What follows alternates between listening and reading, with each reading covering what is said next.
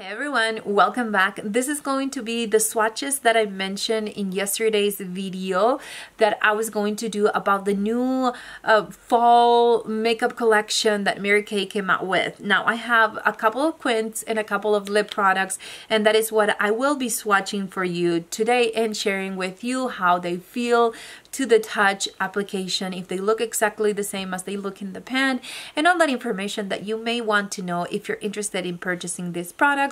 Kind of see the colors and see which one would go best for your taste.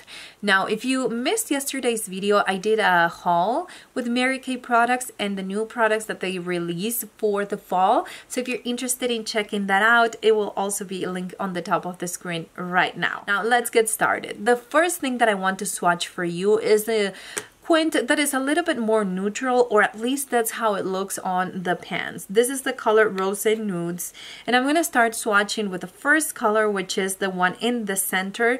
I feel like this is a great shade that they usually put the lightest shade in the center, or kind of separated or separating the rest of the shades. And this is a nice white ivory based color. Now, what I mean by that is it's not yellow undertone. So if you are like me and you like your yellow, more mustardy undertone for your lid shade, this is not going to be that specific color, but it goes perfectly because of the undertone with the rest of the shades in this Quint. Now, the next one looks more of a rosy color on the palette or the Quint, but once you swatch it, it looks a little bit more lavender or purple, light purple. It's beautiful, and I think that it's a great blending shade or a transition shade or even a crease shade, but it's not, the darkest. It's not going to be like this next shade that I'm going to share with you. That is the one on top. Now this one, it has a very it has a lot of pigmentation. It is one of those deeper shades that you're going to use to create more drama in the look. It's very pigmented, it's very soft, and it's very blendable. Now, the next shade is more of your cool tone purple compared to the one that we swatched before, that it has that more of a rosy undertone, and it's beautiful. Again, you can use this shade for your transition shade, you can use it all over the lid, you can use it in your crease area. It's just one of those beautiful mid-tone shades. Now this last color, I am kind of confused with this one because it looks very similar to the one on top. Now this one has more of a gray undertone, and in my opinion, it's not one of those unique shades. It does really look like the one that we have on top, with a slight variation that this one has more of a gray tone or gray undertone compared to the other one, that it looks a little bit more warm compared to this last. Now let's move on to the other Quint, and this one is a little bit more smoky, it's darker, and it's dramatic. Of course, this is more for a smoky eye or something, maybe for nighttime, or even if you just like to do a smoky eye every single day. I think you'll have a good variety that it still stays in the same family of colors. So the first color is the one in the center. Again, this one, it looks a little bit more gray in the pan, but then when you put it on a swatch or when you put it in your skin, it looks a little bit more of a very light and pale blue.